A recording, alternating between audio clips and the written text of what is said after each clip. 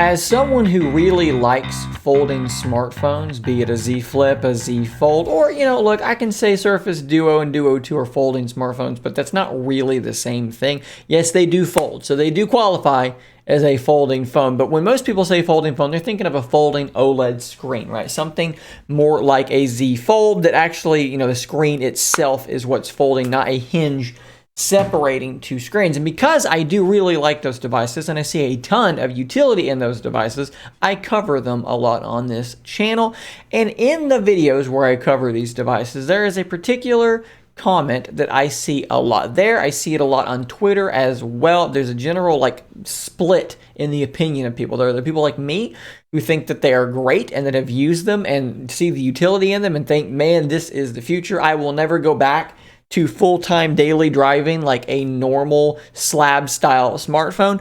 And then there are the people who think that phones like that are nothing more than a fad, that they are bad phones, and that they are going to go away in the very near future. And I think a lot of this comes from the early days, right? We remember when the original Z Fold came out and everybody peeled off the screen protector to test it more thoroughly, and they broke the screen because it wasn't actually a screen protector. It was a protective layer it was part of the screen. You weren't supposed to remove it. People did not maybe read the fine print in their packaging and they destroyed their own device. Samsung then had to delay their release, refine that. There were also issues with things getting up underneath the screen and breaking the screen that way. Samsung had to delay the release of the original Z Fold before they pushed it out. Now, luckily, once it actually came out, these things weren't really issues, but I think that this got into people's heads. We've also seen on the internet tons of pictures, images. I've shared a few myself, somewhat in jest, of these folding screens that are cracked down the middle where the crease is, or cracked across the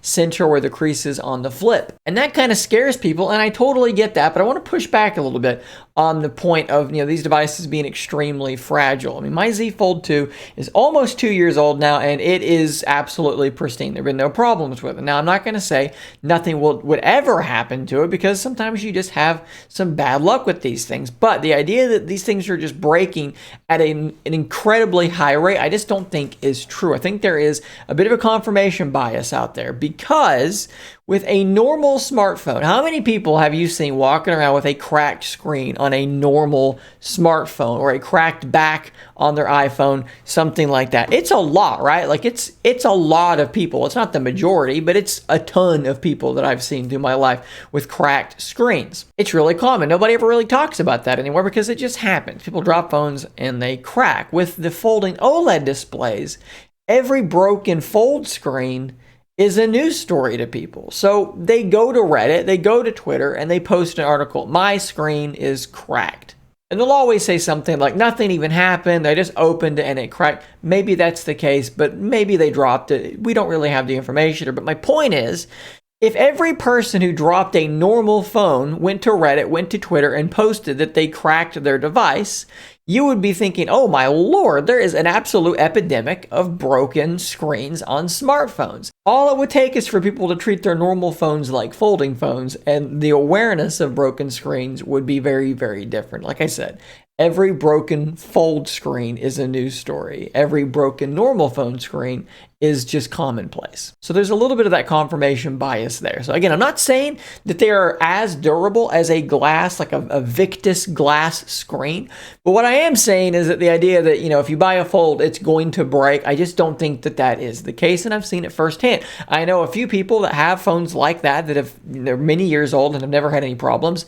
I have been in that situation. My wife's Flip is in that situation. Anecdotally, I've seen them last. And again, I'm just kind of putting this out there. I do think it's actually really obvious, though, that the tide of public opinion is beginning to turn. These opinions are beginning to shift because year after year, Samsung comes forward and they say, hey, we sold more Flips and Folds than we did last year. We're selling more each year. Our projections for next year are higher than this year. That's what you need to see with a burgeoning segment of a market. You want to see it grow year over year, and eventually it will stagnate and it will sit flat eventually. All things will eventually come to an end, but that's what you want to see. And Samsung has actually gone one further. We have a quote here from an article on Android Central, which is via the Korea Herald. Samsung's mobile chief was quoted as saying, by 2025, Foldable items will take up more than 50% of Samsung's total premium smartphone shipments. Now, when we say premium smartphone shipments, we obviously do not mean the A series, right? We don't mean their budget phones. We mean basically the S line, the S22 Ultra. So by 2025, Samsung is expecting the Z series to take up more than 50%, the majority of, at that point, their premium shipments in their smartphones. So again, to double down on this a third time, 2025, Samsung thinks folding phones will be their primary seller in premium smartphones. That is not a small statement. That is a very, very large statement. And that has to be something that they can see a trajectory to be able to anticipate, to be able to predict. We also need to talk about something really important here. Samsung would not be making these investments and making these projections if they did not think this was true. Given the current state of the world economy, we've seen news that Samsung is having to massively reduce their expectations in terms of shipments and sales of their cheaper phones. Because when the economy takes a dive, people with less money in their bank account are the ones that get hit first.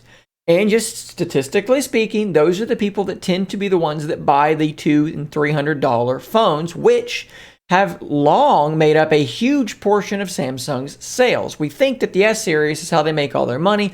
It's not. Actually, the A series is where they make a lot of their money. Now, what's interesting is that when the economy takes a dive, the cheaper phones, those sales fall off a cliff, but the premium sales stay pretty much flat. iPhones don't have a cheap iPhone, right? We say the iPhone SE is their like cheaper phone. It's still not cheap. It's not an A series by Samsung, right? So Apple, they stay flat. They are immune to the economy taking a downturn. It would take an absolute like Great Depression style event for Apple to start seeing a hit in their device sales. That's just how they're built. They sell premium products to people with premium product kind of money, right? Samsung's version of that is the S series. And if they're saying we're going to replace half of our S series sales with Z series sales, that's not something that you just do all willy-nilly. You have to think these things through, because if the bottom falls out of that market and we're in an economic downturn, suddenly you're not selling the cheaper phones and you're not selling your premium phones. You're done. You're in a lot of trouble at that point. So again,